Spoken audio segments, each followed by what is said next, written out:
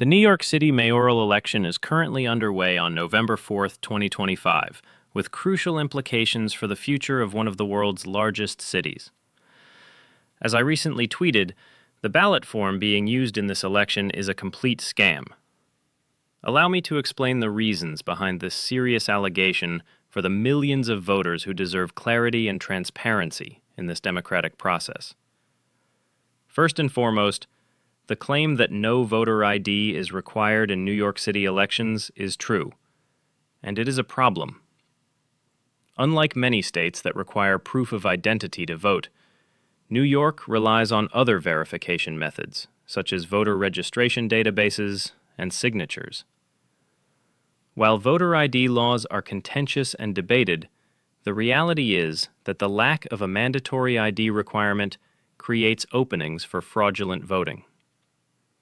When anyone can cast a ballot without presenting standardized identification, it becomes very difficult to ensure one person, one vote, and opens the door to potential abuse.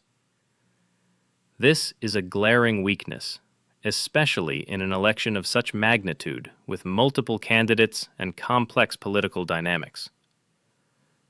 The second, and perhaps more alarming, point is that some mayoral candidates appear twice on the ballot. This is not a clerical mistake, but a feature of New York's electoral fusion system, which allows candidates to run on multiple party lines simultaneously. For example, a candidate might appear as both a Democrat and the nominee of a minor party, such as the Working Families Party or the Independence Party.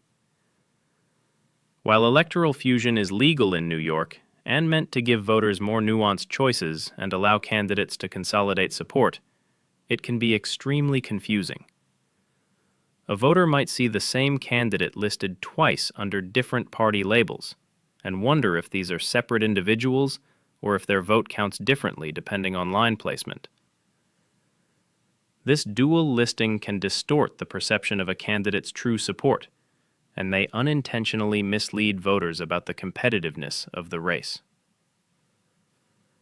The third point in my tweet concerned the positioning of prominent candidates' names, specifically mentioning that Andrew Cuomo's name is last and located in the bottom right corner of the ballot.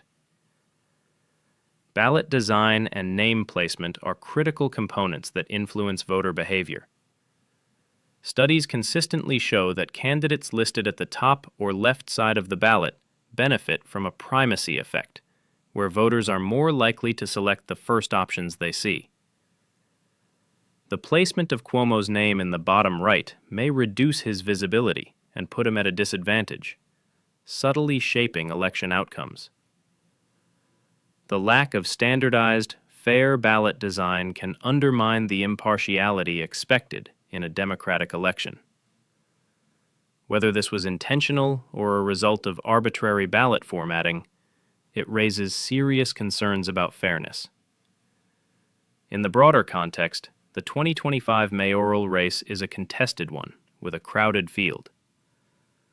Among the candidates are Democrat Zohran Mamdani, Republican Curtis Sliwa, and Independent Andrew Cuomo, who is attempting a political comeback following his resignation as governor in 2021.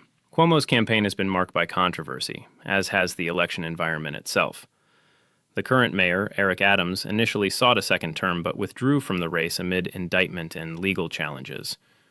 Critics and analysts have pointed out the complexities of ranked choice voting used in the primaries and the simpler first-past-the-post system used in the general election. Confusing voting systems combined with a complex ballot further complicate voters' ability to make informed decisions. Furthermore, controversies unrelated to the ballot itself but linked to the candidates include accusations of homophobia, housing policy disputes, and political smear tactics. These distractions further muddy the electoral waters and make clear, transparent election administration all the more essential. My goal in tweeting these concerns is not to sow division or distrust, but to highlight the systemic flaws that undermine voter confidence. A fair election requires more than just a piece of paper to mark. A fair election demands secure voter identification, clear and transparent ballots that avoid confusion, and impartial presentation of candidates. The consequence of ignoring these problems is severe. When voters perceive the electoral process as rigged or scam-like, it erodes trust in democracy and depresses voter turnout. It empowers bad actors to manipulate systems for political gain, and it threatens the legitimacy of whoever wins. New Yorkers deserve better than a ballot that confuses them. They deserve protection against fraud through sensible voter ID laws paired with secure registration systems. And they deserve ballot designs that do not disadvantage any candidate through arbitrary placement. I encourage New Yorkers to be vigilant, question inconsistencies, and demand transparency from election officials. Democracy is only as strong as the integrity of its elections. When the system is broken, we all lose. This is not an attack on any single candidate, but a wake-up call about the urgent need for electoral reform in America's largest city. The future of New York depends on it.